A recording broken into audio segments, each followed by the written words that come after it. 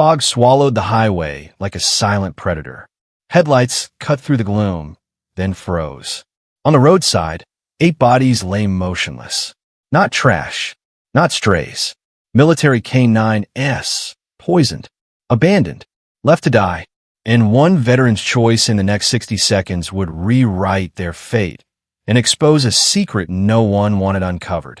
The night was thick with mist, clinging to the asphalt like a shroud as Mark Hale guided his truck down the empty stretch of rural highway. He just finished a double shift at the VA hospital, exhaustion weighing heavy in his bones. But something made him slow, just a flicker at the edge of his vision. At first, he thought it was debris from a storm, branches, maybe trash blown off a passing rig. Then he saw it, a twitch, a tail. His breath caught. He slammed the brakes. Jumping out into the cold, damp air, boots splashing through puddles, he ran toward the shapes sprawled along the shoulder. 8 of them, German shepherds and Malinois, their bodies limp, sides barely rising. One whimpered softly, another didn't move at all. Their eyes were glassy, unfocused, and around each neck, thick, worn collars stamped with faded serial numbers. These weren't lost pets. These were soldiers, and someone had left them here to die. Mark's pulse roared in his ears. He dropped to his knees beside the nearest dog, fingers brushing matted fur. The animal's ribs rose faintly, breath shallow and labored. No blood, no wounds, just trembling limbs and a silence so deep it felt like mourning. He checked the next, same story.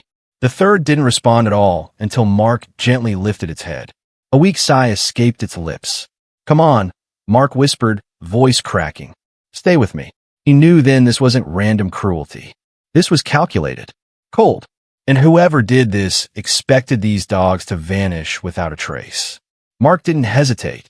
Years of military training surged back, the calm under pressure, the instinct to triage, to act. He knelt beside the nearest dog, feeling for a pulse beneath matted fur. Shallow breaths, dry tongue, no wounds, no blood, just a terrifying stillness.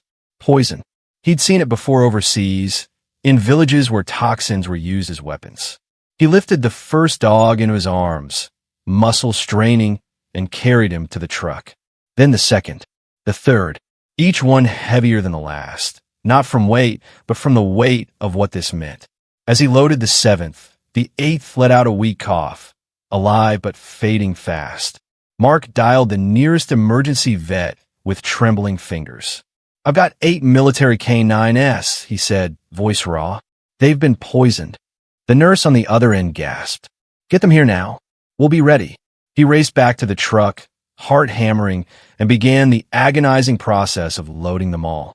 One by one, he cradled their fragile frames, whispering reassurances they might not hear. Rain started to fall, mixing with sweat on his brow. Halfway through, the largest dog, a sable German shepherd, twitched violently, then went still. Mark froze. He pressed 2 fingers to its throat, a faint, fluttering pulse. Barely there. He lifted it with renewed urgency, muscles burning, and laid it gently in the bed beside the others. Fog curled around the truck like a ghost watching in silence. He climbed into the cab, slammed the door, and peeled onto the road, tires screeching on wet asphalt.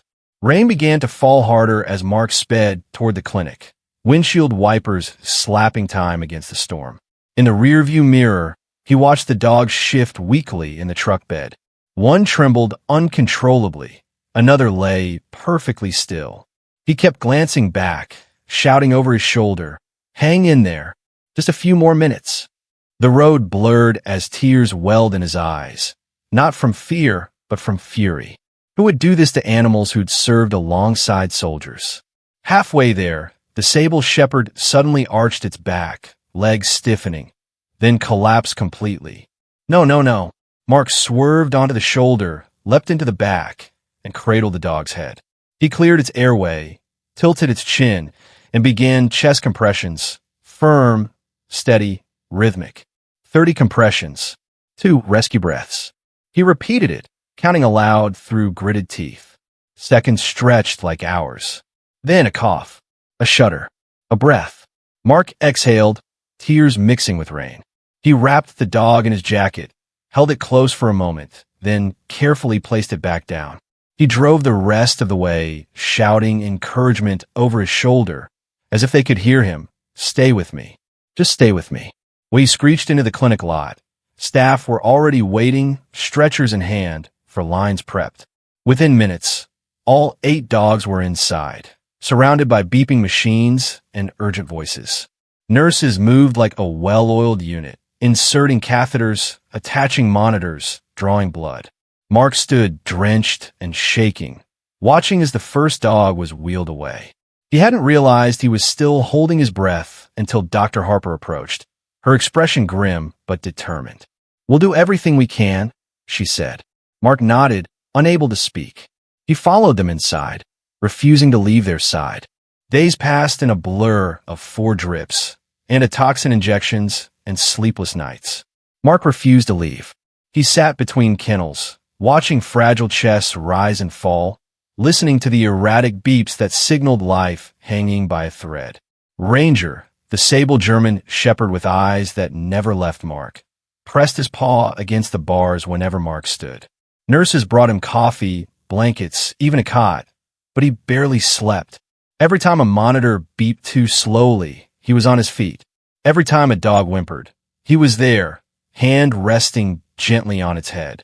One night, Ranger began convulsing. Mark was at his side in an instant, holding him steady as Dr. Harper administered another dose of antitoxin. "He's fighting," she said. "They all are." But the real fight wasn't just for survival, it was for truth. That's when the call came. A stranger phoned the clinic, demanding to know if 8 dogs had been dropped off and who brought them. The receptionist handed the phone to Mark, eyes wide with fear. He didn't answer, just hung up. Dr. Harper pulled him into the hallway. "Be careful," she warned. "These dogs aren't just victims. They're witnesses, and someone doesn't want their story told." Mark looked through the glass at the 8 kennels, each holding a life that had served, suffered, and survived. He knew then that walking away wasn't an option. Silence meant they'd be hunted again. Or worse, forgotten. That's when Colonel David Royce walked in, gray-haired and limping, eyes shadowed with regret. He introduced himself as the former commander of the Falcon Ridge K-9 program. Mark tensed, fists clenched. "Did you do this to them?" The colonel shook his head slowly. "No, I tried to stop it." He reached into his coat and pulled out a stack of photographs. Images of the same 8 dogs in full gear, mid-mission, alert and proud. "These weren't failures," he said, voice thick. "They were heroes. Detected IEDs. Saved squads. One even pulled a wounded soldier to safety under fire."